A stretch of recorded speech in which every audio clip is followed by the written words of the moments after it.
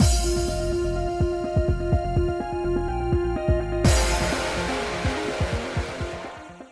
guys, it's Spacey Sims, and we are back with more Chaos Child, and we left off, kind of in the telling the backstory about, hey, what you doing, little bird? What you doing? You being good? Yeah? Mr. Neelix is over here. He's not over on the couch. Just being nice today? Yeah? Okay. Thank you.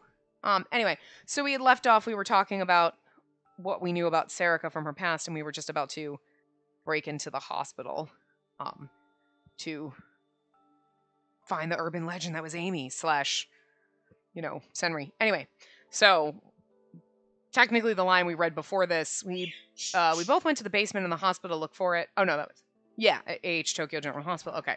We liked stuff like that, both me and her. And that's where we saw the experiment being done on Minamisawa. We got scared and ran. Couldn't even imagine what it was that I was seeing back then. That was the first time she and I snuck in anywhere. Serica? I think she was scared. I remember thinking that I needed to protect her. See, this is why I feel like... I don't know. But we were both about equally excited. It was a chance to know something no one else knew. Serica told me I should go to school and tell everyone what I saw, so I did. Everyone told me I was lying, of course. Hey, don't buy my headset. Stop. So then I started going even less. I started researching the sumo stickers and stuff. We tried making a web page about it together. Hi, I love you, but you can't eat my headset. Neither can you. Oh, you're way over there, you don't care. When we were in 6th grade, the New Generation Madness happened. That was 2009. It was like we'd gone crazy. At first, we couldn't believe that something like that was happening in the city we lived in. We spent almost the whole day glued to the computer following the news.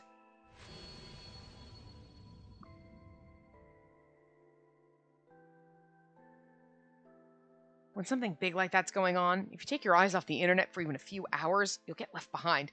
So this, again, kind of almost leans to, she was a figment of our imagination, and that's why when we got on this case, like, she was there. You know what I mean?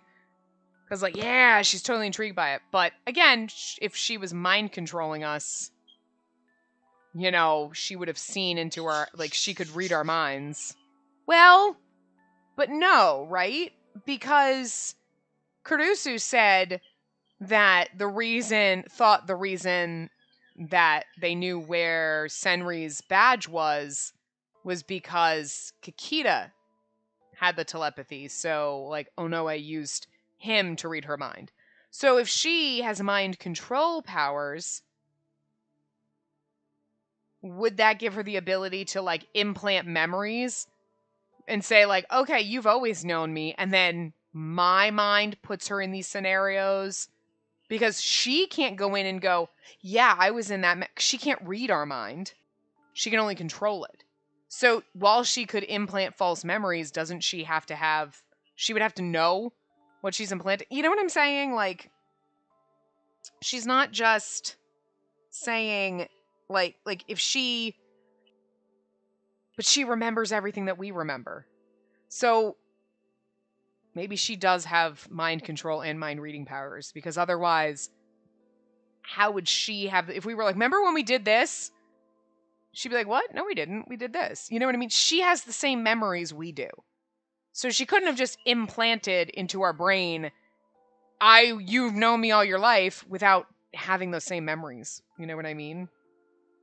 It leads more toward my theory, but who knows? Anyway. We stayed up all night in shifts following the case. Sometimes we used our cell phones to read the internet as we actually went out to the crime scenes and took pictures. More murders kept happening, and eventually they started to say Takumi Nishijo was the killer, and that turned out to be wrong. And now, we can't play that game if we ever could get a copy of it, because now we already know how it goes, kinda. Sarah and I were both very excited. He seems so cool. Proving your innocence means getting the right information and shoving it in the faces of the people whose information was bad, right? Oh my god, and that's what's happening here. Everyone thinks it's me, but it's not me, and I'll prove it's not me because that guy was cool, so... It's definitely part of the game she's playing, but again, who is she really? Seemed like the ultimate expression of what I was trying to do then. And I guess I'm still trying to do that now with the newspaper club. Serica said he was amazing. I agreed. When the earthquake happened, Serica and I were near the O-Front building. Nishijo was doing something there and we wanted to see.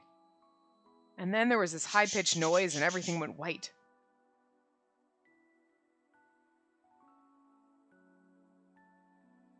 That building is gonna fall the fuck over, Jesus. And then it happened.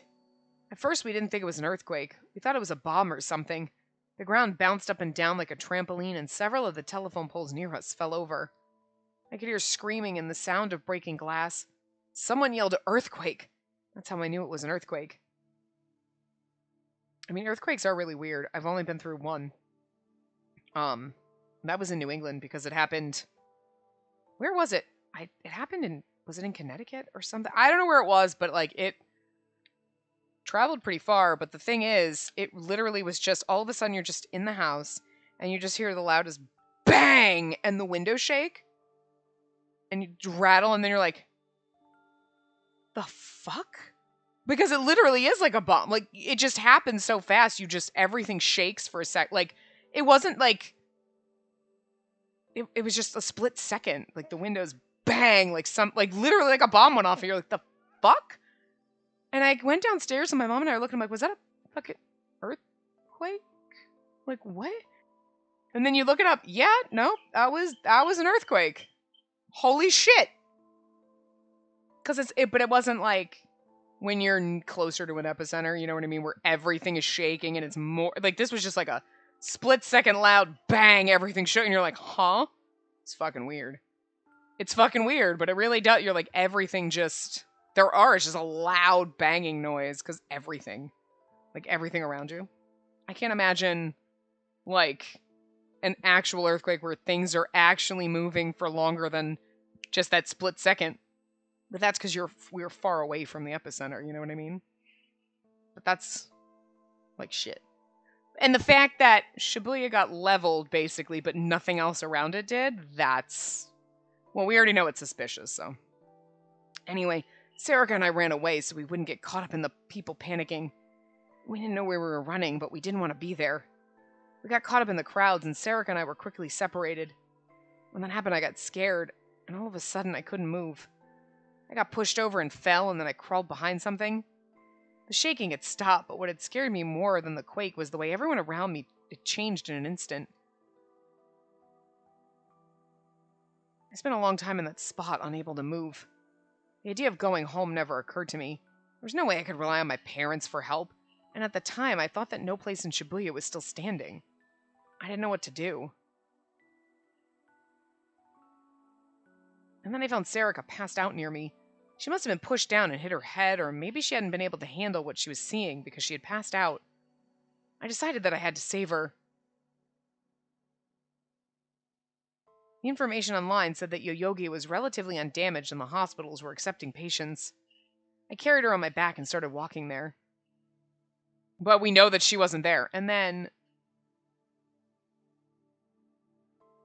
No, never mind. Anyway, I just kept walking, and I finally reached A.H. Tokyo General Hospital, which had been turned into a temporary shelter. He's thinking of that incident where, oh yeah, and then those kids and blah, blah, blah, and nobody realized Serica was with me, and Serica looked like she was in the pain the whole way there. She didn't wake up. I saw my parents there, and then I collapsed from a terrible headache. That's all I remember from the earthquake. When I woke up, I was in Ioba dorm, and a year had passed while I was in a coma. And that's where I met Nono and the others. Terrible headache because of the whatever powers that we were developing, creating Serica, making her a whole individual person, and controlling someone to stab our parents. I'm just saying. We did a lot that night.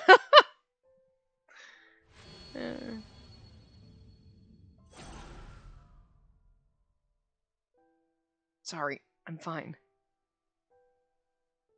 I heard what happened then from Nono and Serica.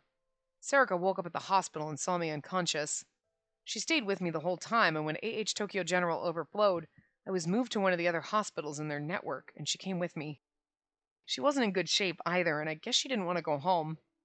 She refused to leave my side, and when the people from the hospital saw her, they put her into counseling, I mean. Her parents died in the earthquake, she said. So did mine. Given the circumstances, the hospital didn't seem to mind her staying there with me. But once things started to calm down, they sent her home. She found some relatives who agreed to help her get a place, the one she has now. And then every day she came to visit me in the hospital. And that's the thing, they got her place. Okay, so that explains it. Her parents are dead, her relatives helped her get a place. But, like, that's sus as fuck because, like, they just let a teenage girl live on her own and nobody cares. Like, Jesus Christ! I mean, I guess teenagers in Japan are different because there is no fucking way you could trust teenagers to goddamn fucking not put goddamn, no offense, but you can't. That's why we have things on. Don't put metal in the microwave. Actually, old people do that too. There have been people that were like adults that should know better that like tried to microwave tinfoil, and you're like, are you fucking special? What is wrong with you? How dumb can you be? Like, do you, what? What? But I'm just saying, most teenagers, I don't even care if you're a senior in high school and you're like 17, 18. I mean, that's a lot to be like, live on your own. I mean, well, I guess technically you throw kids out at 18 and you're like, go to college, live on your own, have fun. But there's a lot of other people around. It's not your own apartment. Like, it's just, like, shit. I, I don't know. But, and that's the thing, though. Her place looks a little, it, like he said, it doesn't look like a teenage girl lives here. And, like, she could just have very fine taste, but, like, is she smoking cigars? Like every night and playing poker with her bro? Like, I mean, it had a very, like, you know, wealthy bachelor pad kind of feel. It was a little, yeah, you know? So, anyway. Okay, the one she has now, and then every day she came to visit me in the hospital. No, I don't know. I think she said they were relatives who lived a long way away. See, suspicious. No, I don't know their names. I'm sorry. They're like, you don't ask these things? Takuru was me. I don't know. So what do your friends do? I don't know. What's their last name? I don't know. I don't ask these things. I don't know. I don't know how to talk to people. Like, not helpful. Some time passed, and since there was nobody to take me in, I was moved to Alba dorm. But she still stayed with me the whole time. And that's when she met Nono, I guess. They were good friends. We were in a coma for a year, and for a year we were Serica. That's why she existed. Part of our brain split into her and we were unconscious. We couldn't maintain two personalities. I'm just saying, you don't know. When I woke up after more than a year, I had trouble moving. Nono helped with my physical therapy. Serica would come check in on me all the time, and Nono would happily tell her my progress.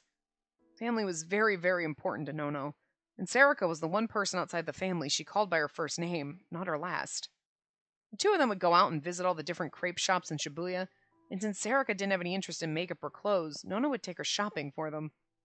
She doesn't have any interest in makeup or clothes because she's literally just split from the mind of a boy who doesn't know anything about those things. Just saying. They really were good friends.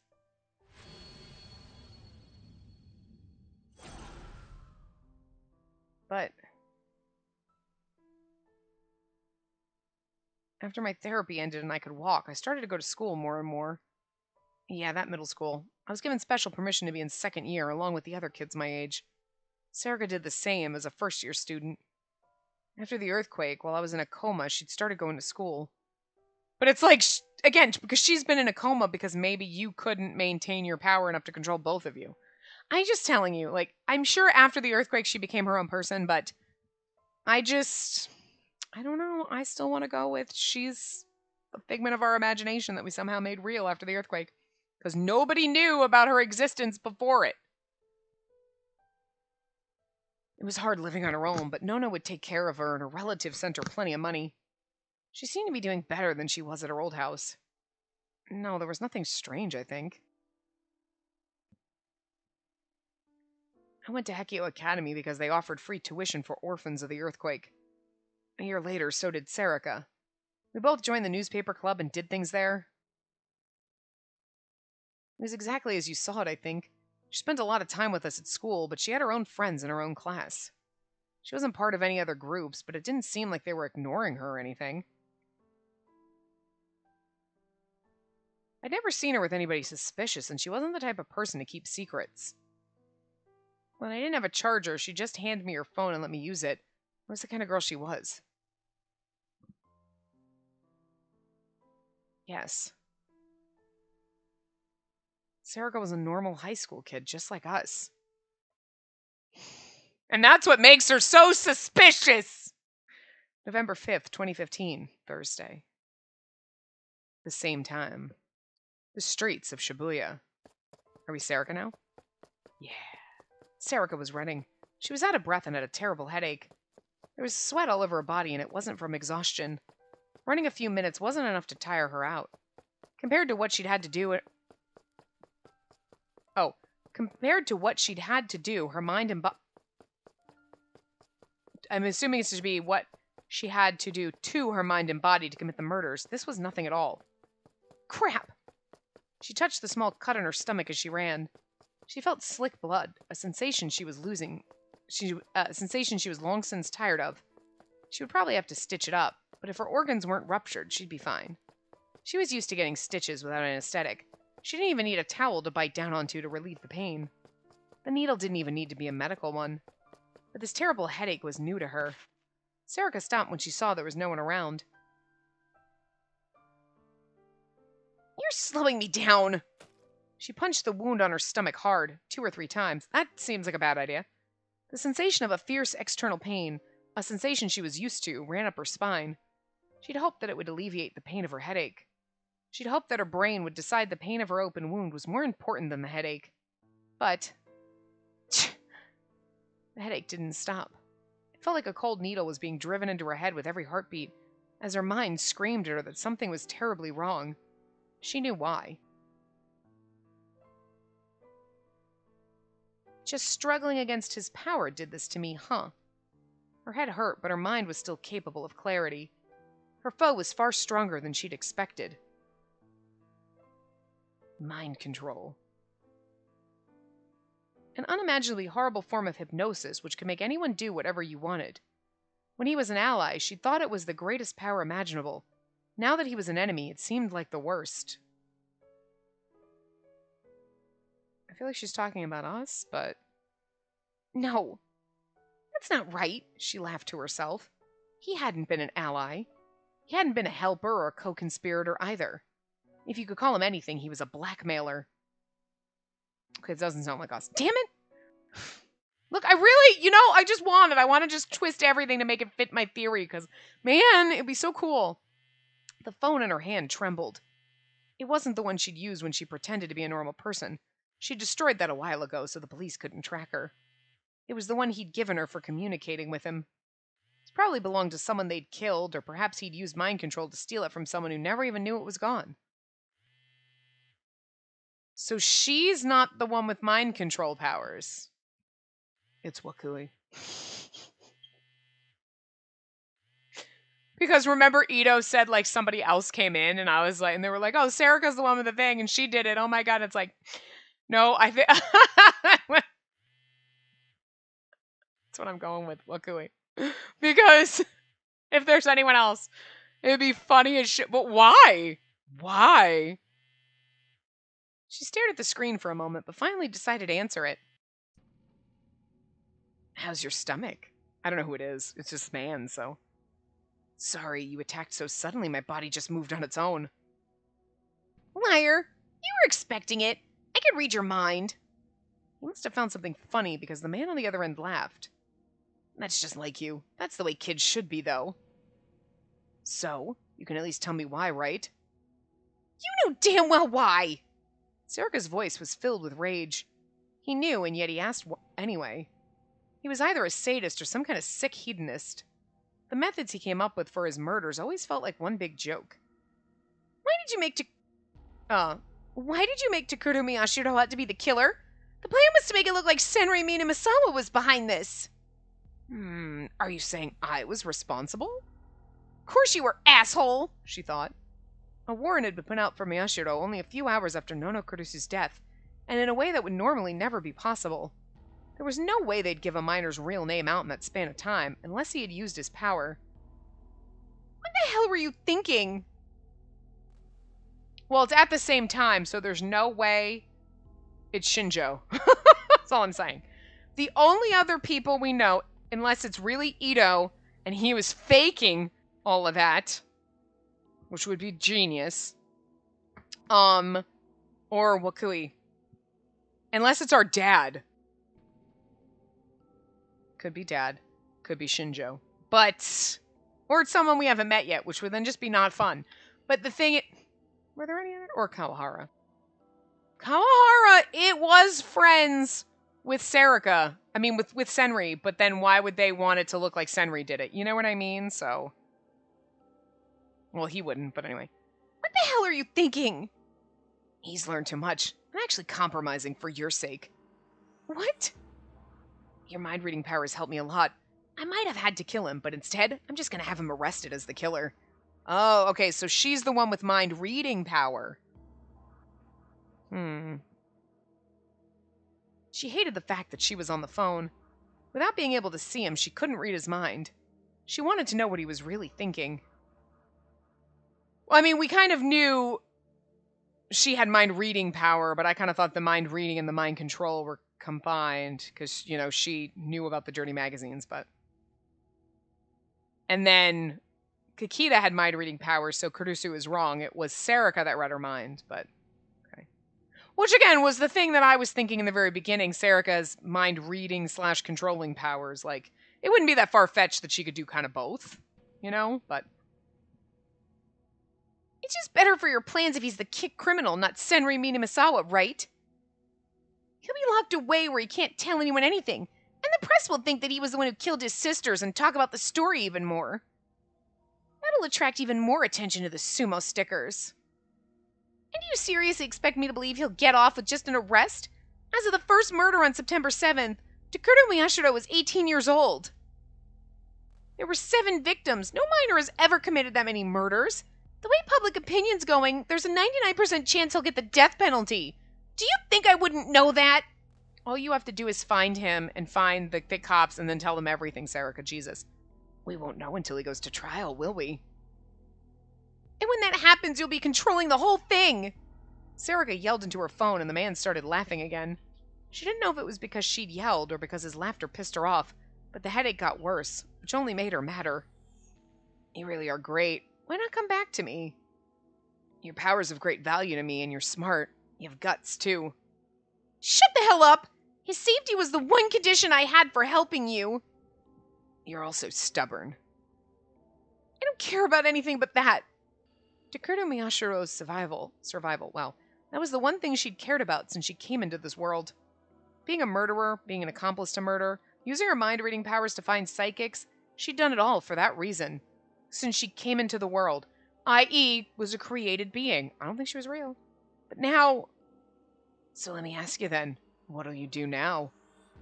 You're not going to take him and run, are you? Maybe.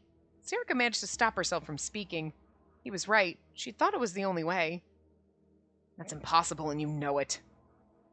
We won't know until we try. Your power's a threat, but maybe there's not much someone so low on the committee's totem pole can actually do, is there? Okay, so this committee is just here again. That's why he'd come for her help, right? She thought that this was her only chance to save Miyashiro. The police don't have him yet. That's because you don't know where he is, do you? You've got me there. That's right. I'm all the way at the bottom of the org chart. I don't even know who the main members are. And then he spoke in a voice that sounded a little too deliberate. She could sense his lips curling into a smile. Maybe I'll start with Frisia. She finally gave a small gasp. She thought that's where he was hiding, too. How did he know about Frisia? When she whispered that to herself, he said, Listen, they told me all about Frisia. Don't you know how much he and Nono trusted me?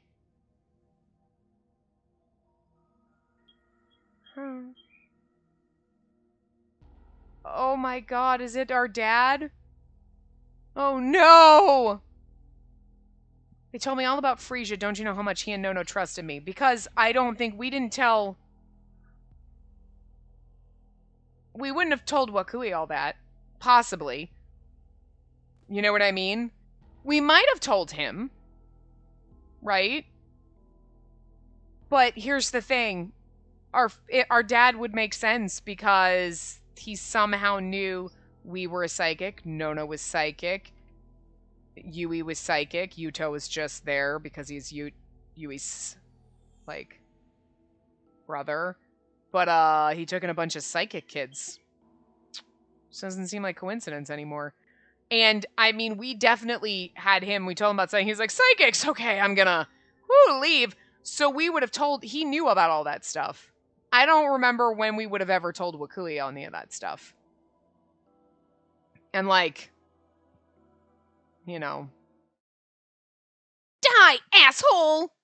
Sarika hung up the phone and started to run, ignoring the pounding in her head. I have a feeling if we had voice acting on, we would know based on the tone of voice, like, oh, it's the father or it's Wakui. Sometimes not having voice acting on is nice. Because then we're like, I don't know who's talking on the phone. I can't tell their voice. Like, oh, if our dad's like this, he could have been talking like this on the phone. You know what I mean? But I like better not knowing. It could be either one of them. I hate to suspect our dad, but I feel like that seems to be the logical choice right now because we told him all about Frisia and everything like that. When would we have told Wakui about it? And we didn't tell Shinjo. Shinjo already knew, so. And I'm trying to think of anybody else that would be an adult that we would have, you know what I mean? Like, I don't think there was anyone else. And it wouldn't have been Kawahara then because Nono might have trusted him, but we sure as fuck didn't. And he said he called her Nono. And I don't think Wakui would have called her Nono. He would have called her Kurusu. So.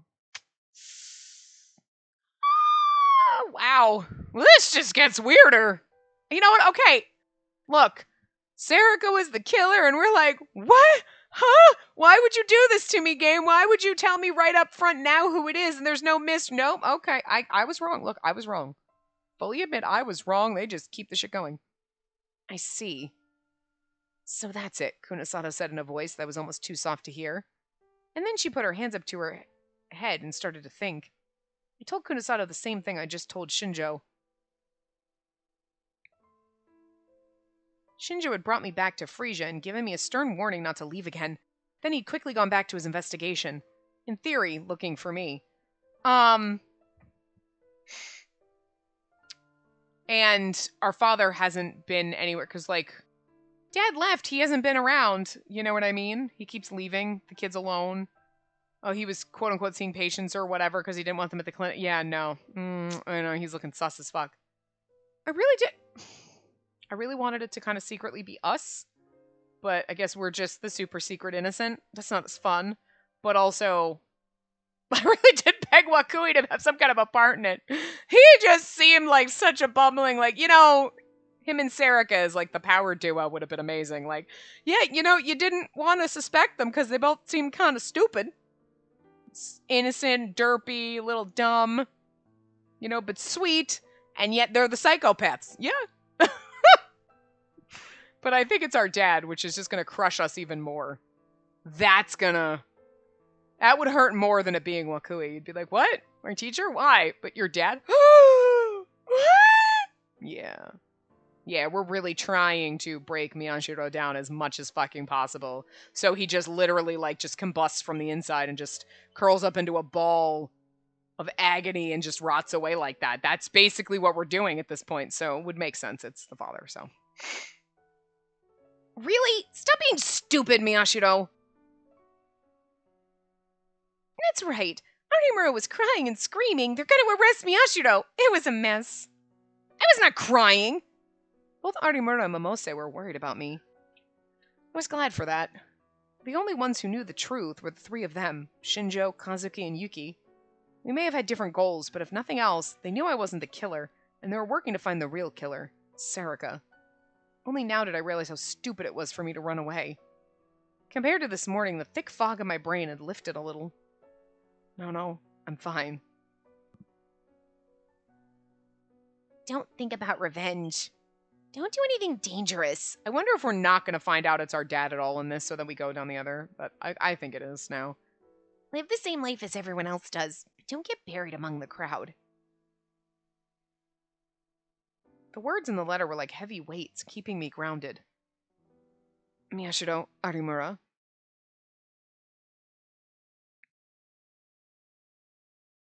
Huh?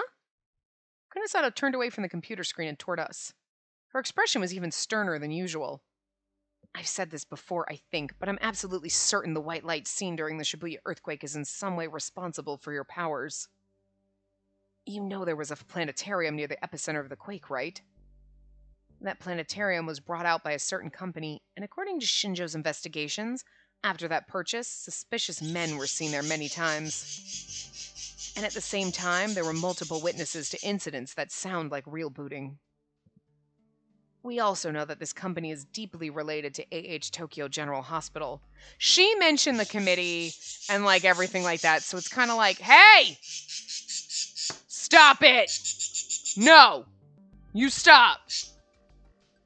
You stop it. You've been good most of the day. You fucking stop. I don't want to listen to you. You be nice.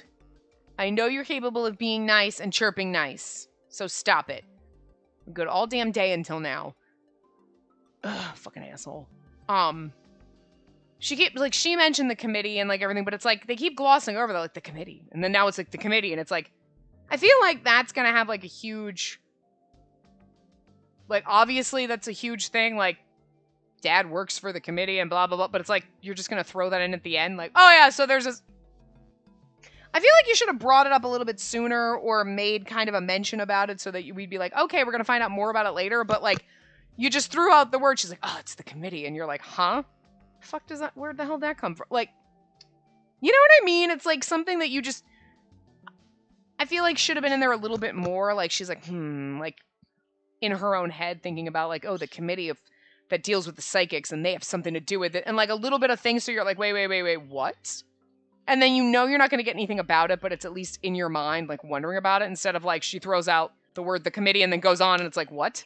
The fuck is that? So, and now the dad mentioned, well, we think it's dad, but mystery man, air quotes around that, you know, mentioned it, and it's like, this is going to be, like, a huge thing that you just now mentioned at the end? Anyway.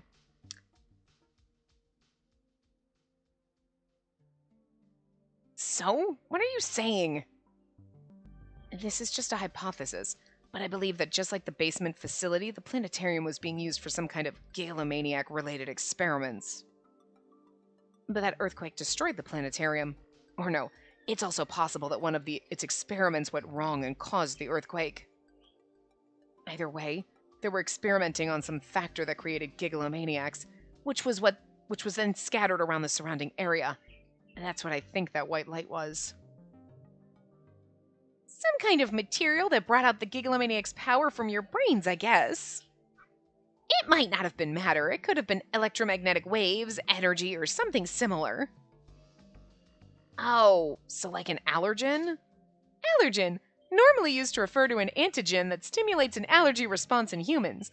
The antigen causes a reaction within the body's immune cells and is then ejected from the body by antibodies within the bloodstream and bodily fluids. However, when this immune response is too strong, allergy symptoms appear that can resemble an illness. Things such as pollen and foods that contain these antigens are sometimes referred to as allergens as well. Not even close. Don't use words whose meanings you don't really understand. Makes you look like an idiot who needs to shut up. Ugh. Arimura frowned. The two of them still weren't getting along. I don't think anyone gets along with Kunisada really, but... And so this causal factor, whatever it was sent into the brains of a lot of different people, but not all of them awakened. My research has shown that this only occurred in the young, whose brains were still developing, particularly those experiencing something that put them in states of extreme stress. Right. I nodded. I knew exactly what she was talking about. The nature of their power is dependent on what that something was, or more accurately, how their minds reacted to it. We've talked about that. The wish you made is what decides your powers, right? More or less. When I'd awoken from the earthquake, I'd felt a lot of stress at the way my body wouldn't move. I never wanted to go through that again. Not only was there the stress of not being able to move, there was the terror that came with wondering if I might stay like that forever. That's why I'd gained my power of psychokinesis. When I was telling that to Kunasato, my mind flashed back to how Nono helped me with my physical therapy. She'd done her best to cheer me up, and at times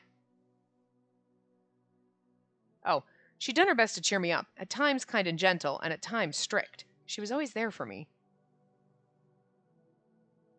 But now she was... No, get a hold of yourself, Takuru Miyashiro. I forced myself to snap out of it, and then I realized that Kunasato was staring at me.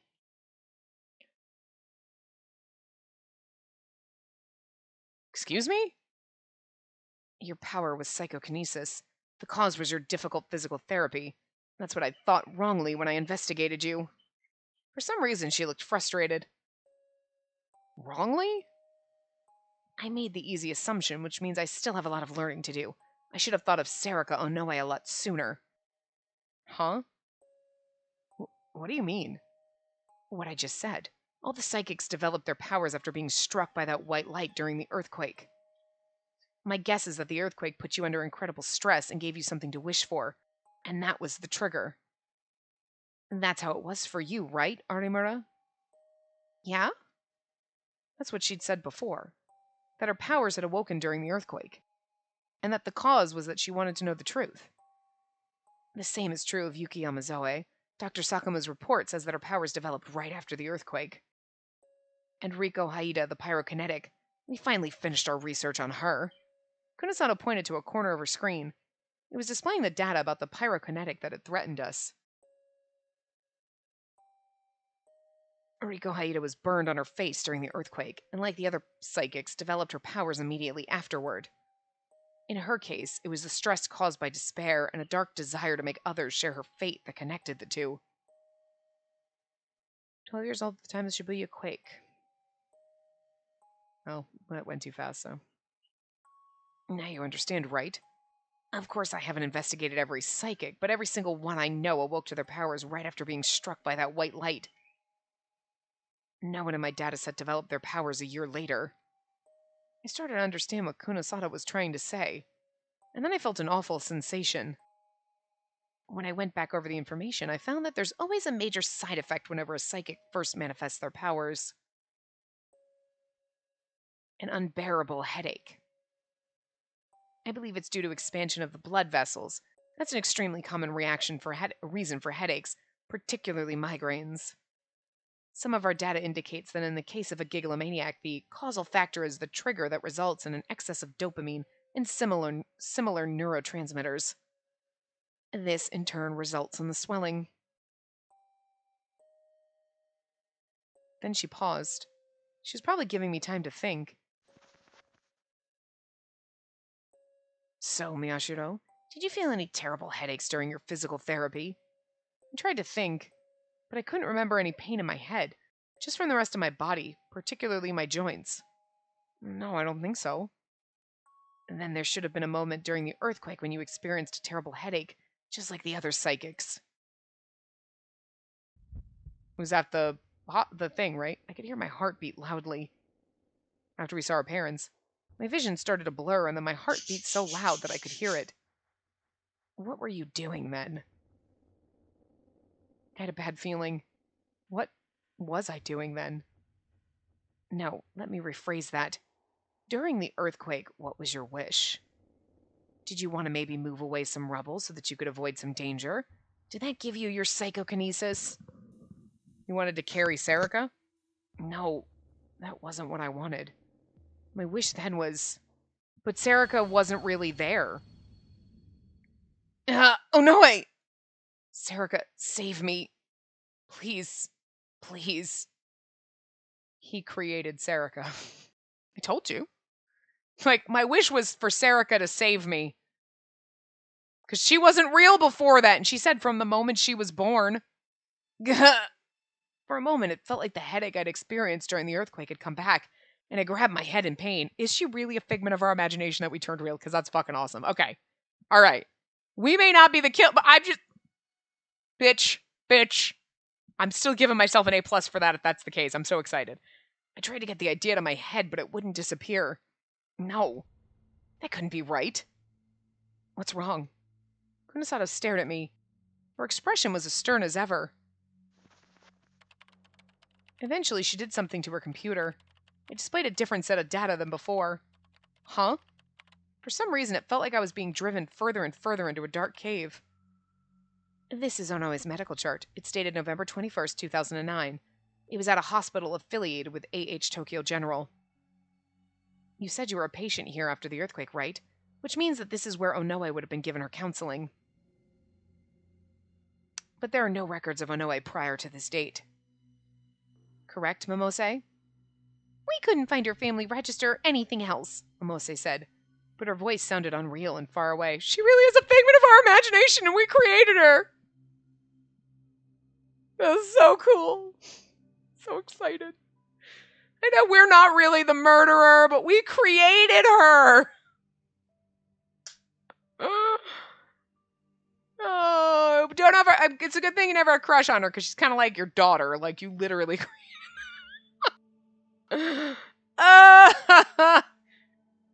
That's impossible. Onoe's always been with me since I was a little kid. She's like, yeah, as your imaginary friend. She lived next door, right? That's right. At the time, you lived in a 6th-floor condo at the end of a hall. Your neighbors were named Arai. They were an elderly couple who'd retired from the company they ran. They had no children. My heart beat louder. It was aggravating me. Oh my fucking god! I'm so excited I got something right! Okay, technically I pegged Serica, but... You know, not the whole story, but like I also pegged a lot of people. I was like, Ito did it. Wakui did it. No, everybody did it. Everybody was sus, okay? But, I mean, I do give myself credit for being... At least toward the end being like, yeah, it was probably Serica, because she's sus. She's too fucking happy about this. But like, I did peg everybody, so I was gonna be right at some point. But yes, we fucking made her. She's a figment of our imagination. I'm so proud of myself. Just like, shit, really? That's so exciting. Because it seems like a really good idea, and I'm just glad that that's exactly what happened. Like, yes. We're not really the killer, but like... oh my god. And we created her to protect us. Well, to help me, right? So, it was a strange sensation. I was hearing all the words, but I couldn't understand what they meant. Even my breathing was getting faster. No, she lived next to me. Her parents were neglecting her. Did you ever meet these parents of hers? No, right? You said she didn't have any friends. Before the earthquake, did you actually see her talking to anyone besides you? That's... I hadn't.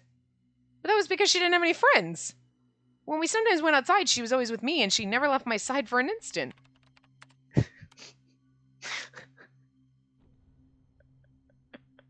This is when Arimoto's like, you made your imaginary friend real? Kunosato tapped the keyboard and the screen changed. This is your chart. It was also found at the hospital. If only I'd found it sooner, she whispered. At some point, I'd started crying. I couldn't see the screen through my blurry vision, so it kind of is all my fault, if you think about it. It says the cause of your coma was unknown. They probably had no idea of the presence of the causal factor. Instead, it has notes from a psychiatrist at another hospital. Another hospital? Psychiatrist? I've never been to another hospital. Must have been some mistake. It's dated 2006, so when you were in 3rd grade. Heavily reliant on imaginary friend, it says. I mean, I knew this is where they were going, and I'm so excited. Imaginary friend? This would have been a so much better reveal if I hadn't fucking pegged it and been like, she's our imaginary friend. She's... Oh my god! A friend who only exists in your fantasies. In my fantasies? That's not true, a voice in my head said over and over. But how did she get psychic powers? Imaginary friends themselves are very common. It's not a disease. Around 30% of infants have them. There are fans of the occult who say that when an infant talks to an empty space, it's because they can see ghosts. I'm sure you've at least heard of those stories, right? You're lying. But very few people maintain their imaginary friends until puberty. It's distinct from dissociative identity disorder, but if you ask me, the symptoms are almost identical. The Onoe you described from before the earthquake was always jealous of you, right? She was also a neglected child, but she said that you were better off than her. I tried to yell at her to stop, but my throat hurt too much for me to speak. This is so good. A taste of blood filled my mouth. I must have bit my lip. I started crying without even realizing it. The vast majority of imaginary friends are friendly. That's because they fulfill the desire for esteem. Desire for esteem? A general term for the desire for esteem and respect from others or perhaps one's ideal self. This desire is one possessed by all humans and is a fundamental and biological desire in the same way as the desire for food, sex, or sleep. Those with too strong or too weak a desire for esteem can have trouble learning to communicate with others, and some of them are actually suffering from a mental disorder. No! Transference of negative facts onto imaginary friends is actually something more commonly seen in identity disorders, but I'm telling you, you're wrong. Kunisato's words were cold and uncompromising. It wasn't Onoe who was told she was crazy or abnormal. It was you, and you transfer that onto her, to Kuru Miyashiro. Don't lie to me! Miyashiro felt a soft hand on my shoulder and turned to look. It was Arimura. She looked at me like I was a young child in need of tender care. Stop it. Don't look at me that way. Kunisato's telling the truth. All the feelings inside me went cold when I heard her words. Arimura said she was telling the truth. So she was. But then, for a second, I was like, how the hell do you know? Right, never mind. She can tell the truth. Like, I didn't want it to be true. Because if it was... Now you're like, this is all my fault. Kind of. Then I'm the one who killed Nono. And that means in the end, I'm the one that killed her. And everyone else. I'm going to assume this is Sarika. Woman. That's enough, Mio Kunisato. I suddenly heard a voice. What? I turned around and saw someone in front of the door. It was someone I knew well. It has to be her because, they were talked about Frisia, so.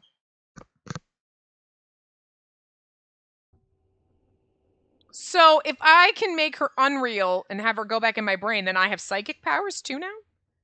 Oh, no way? That's right. It was Sarika Onoe. She was different in every way from how she'd been at the newspaper club. There was an expression on her face that I couldn't read at all. You... Wait, I'm not here to fight. The hell you aren't. It's true. Hinai Arimura, can you put that away? Arimura had unleashed her dai sword. She was glaring at Sarika and pointing it straight at her. If I wanted to hurt you, I wouldn't just walk in the door like this. Wait. Why was Sarika here? What was she doing? Was she saying she wasn't here to fight to make me let my guard down? And then kill me? Now forget that. Why did she kill Nono? All these thoughts slipped through my mind before I could really think about any of them. But then they all came together to form the biggest question of all. Did I create her? That's right. It's just as you're thinking, Takuro Miyashiro. Sarika was looking me dead in the eye. Was she reading my mind? I felt like she could read everything I was thinking. You created me during the earthquake, and it would make sense that... Well, it makes sense she could read my mind because she came split from my mind, but... We gave her psychic powers. I guess it's because she split from somebody. Like, our psychic power created her, so it makes sense that she also had psychic powers, but... What she said was the one thing I didn't want to admit. So I found myself looking toward Arimura, who had drawn her dai sword and readied it again. Arimura nodded slowly without taking her eyes off Sarika. I knew that it was her way of saying she was telling the truth. But still, my heart refused to admit it. This is so fucking good. That's a lie. It has to be. Because Sarika was as important to me as Nono. A phone started to vibrate in someone's pocket. Sarika's expression changed infinitesimally. That's my phone. I'm putting my hand in my pocket. I won't take out anything else, so... Got it? Serica looked at Artemura as she spoke. Artemura was instantly able to tell if she was telling the truth. What she's saying is true.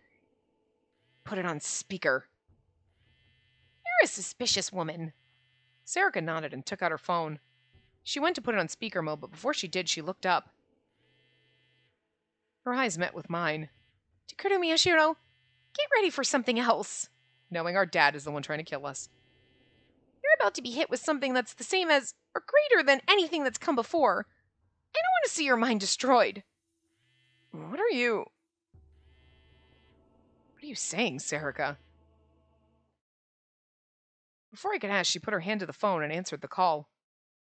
Hey, did you make it to Frisia? I'd heard that voice before, but I couldn't tell whose it was. You couldn't tell? Pretty sure it's your dad. No, that wasn't right. I didn't want to. It was rare to hear his voice from Serica's phone anyway. Whenever he needed something, he would always call me or No-No. How did you know I was here? I guess that's a stupid question. Yeah, I knew if I told you that, you'd go running straight there. I'd never seen Serica spit like that, and this time her face was red with anger. So, how's it look? Is Takuru there? When I heard the name Takuru, I shivered. I knew it. There was no way I could mistake that voice. It's definitely our dad. I knew why Serica had told me to be ready for a shock. Because if it was Wakui, you'd be like, wait, that's shocking. But if your dad?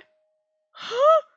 What? That hurts more than anything. You know what I mean? So, that voice. I told you. Hey, Takuru. You're there, right? It's me. It was our daddy. Oh! Shinjo, we need a new dad. Will you adopt us? Shinjo's like, all these fucking kids testing my patience, and now they're dead, and now I gotta adopt all these fuckers. Shit. Shinjo's got his hands full now. It was the voice of my father, Wataru Sakuma. Like, I mean, I never saw that one coming. But, like, damn. I couldn't speak. The ground beneath me seemed to shift, and I felt sick. The phone seemed to stick out clearly while everything else faded away. Dr. Sakuma? So that's it, huh? They knew everything we were up to then. Hey, Takuru, you listening? Hello? Dad, why? This hurts more than Serica stabbing No-No, doesn't it? You're like, our whole world, everything we knew. Jesus. Oh, so you are there. Wait, Onoe hasn't told you yet. Tell me what? Told me what? And why was Dad calling Serica's phone? Oh, no, and I planned the whole thing. I didn't understand what he meant, but I could hear my heart pounding loudly. We planned the whole thing from the start. It was a lot of work, you know. Onoe and I had to work as a team to get all this stuff ready. We were not a team! I flinched away from her. Serica was staring at the phone with a look on her face that I'd never seen before. But it's the truth, isn't it? We both worked hard to kill them all. Otani, the precog. Takayanagi, the one who controlled emotions. The mind reader. What was his name? The one who worked at Koshin. Well, it doesn't matter. Watabe, Haida, and Yui, and Nono, too. You and I accomplished all that together. This is some fucked up shit. That was my dad's voice. There was no mistaking it. The names Yui and Nono echoed in my mind. Accomplished? Together? This is where Artemura needs to run the fuck out of the room, call up Shinjo and be like, Sakuma's behind all this. He's admitting it right now. And you need to get those kids out there. I felt like I needed to vomit. The taste of stomach acid rose into my mouth. Or somebody needs to dial. Hello, hello, hello. Shh. And then, like, text him, don't speak when I call you. And then call him so that he can hear all this. I fell to my knees, unable to stand. Drool and vomit dribbled out of the corner of my mouth and onto the floor. Artemura was saying something to me. I could hear the words, but I couldn't understand them. This was a dream. This was just a bad dream, because why would Dad do that? Look up! Dad and Serica had killed them? Killed Yui? Killed Nono? Killed 2 of our family? Look at me! What? The hell? Didn't make any sense at all. Maybe she's not affected as much by the stickers because she's actually, like, wasn't a real person beforehand. She is now, but, like, what the hell is going on? Look at me, Takuru Miyashiro!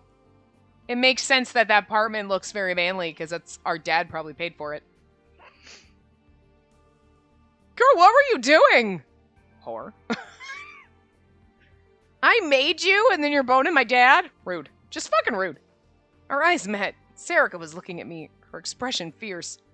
But all she ever wants to do is help me. Because that's what we created her for. Everything will be fine. She looked straight into my eyes. I'm here for you. Everything will be fine. Fine? Our father has mind control powers. How could anything be fine? That's quite the statement. Serica's eyes narrowed as she looked at Kunasato. Don't worry, Mio Kunasato. I have no intention of trying to make you understand. Nor do I want to be on your people's side. Kunasato and Arimura went pale. You... So that's your power? Mind reading? You're sharp. That's right. The same thing Kakita had. Hey, Taku, you listening? Come on, tell me you're there. Dad, why? What's going on?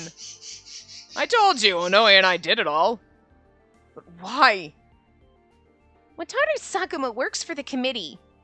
Serica said the word like she was disgusted by it. Serica said the word like... where you know what she's talking about. And when Kunasato heard it, her face filled with anger. More precisely, a very small organization that works for them. He was one of the ones doing gigalomaniac research in that basement. They decided that the psychics accidentally created by the Shibuya earthquake were a threat to their plans, so they hunted them down and killed them. I helped in exchange for their promise to allow you to live. I felt like I couldn't breathe. The air was just leaking out of my mouth. Dad, was what? Oh no way, are you seriously planning to take Takuru and run? You broke your promise. I'll do what I want. That's not what I mean. Do you even think that's possible? Just a second. Yeah, seems okay. Just turn on the TV. Any channel is fine. What? Just do it. You got a TV there, right? Someone, probably Momose, turned on the TV. The voice of the TV announcer filled the room. They're coming here. Breaking news on the Shibuya serial killings. This case has attracted a lot of attention because the police used the suspect's real name despite his being a minor. Takuru Miyashiro, who's wanted as a person of interest in the case, has just sent a message to the media. What? Serica turned and looked at me. I don't understand. I didn't do that. The message, delivered in the form of an email, says that he plans to take his life tomorrow in the middle of Shibuya Restoration Festival. The police say the message contains information known only to them and the killer, and so they've decided that it was sent by Takuru Miyashiro himself. I could hear myself let out a short scream. The hell was this? It's so hard to ignore him. I want to just, like, turn around and slap him so hard, fucking asshole. What was going on? Sakuma, you... Well, you said you were going to take Takuru and run away, so I had to come up with something to get you to change your mind. Don't worry. That part about taking his own life was just an exaggeration. Everybody participating in the festival tomorrow, we'll just say everybody in the city, will be searching for him so that they can watch him die. You can try hiding at Frisia, but all I have to do is leak a little bit of information on the internet, and that'll be the end of that. There's no place for him to hide. Scum! Oh no, wait, what will you do? If you're willing to give up on Takuru, I'd still like to work with you. There's still hunting to be done after all. Stop it! No! You don't just chirp nice just because someone's talking to you now. If you want attention, you wait till we're done. You do not scream like that. You are a jerk. You stop it. You stop it and you behave. You're being a nasty asshole. No. You're a jerk and you need to learn to shut up. We do not scream like that. I'm not sorry for yelling at you because you're being an asshole.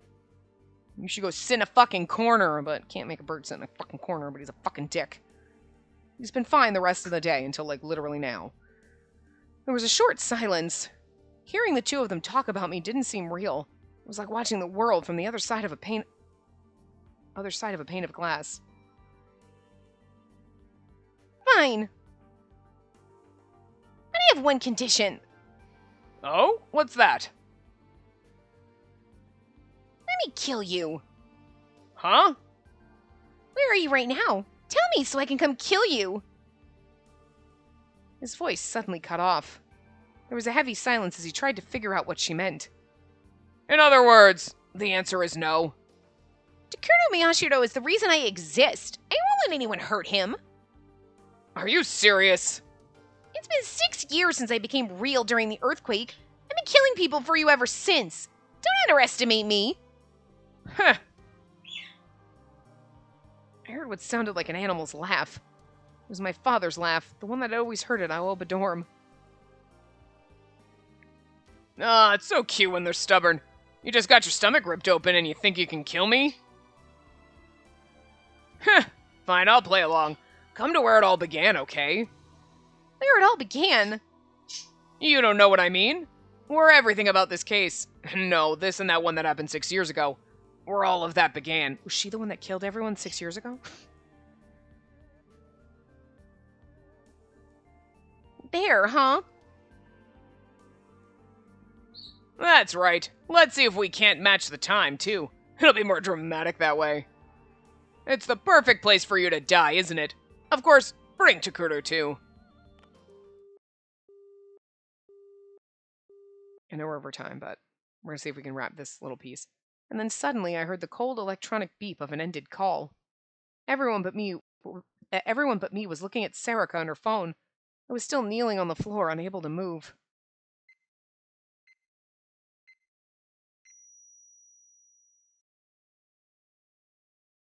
It's now midnight, November 6th. Our next top story. Takuro Miyashiro. Oh, we somehow hit chapter 10 and didn't even know it. What the fuck? When did we hit chapter 10? Well, this is it. This is the end. So we're approaching, the end. But anyway, I'm going to wrap this part up here. Yeah, I will see you guys next time. Remember to give the video a big thumbs up and subscribe to see more.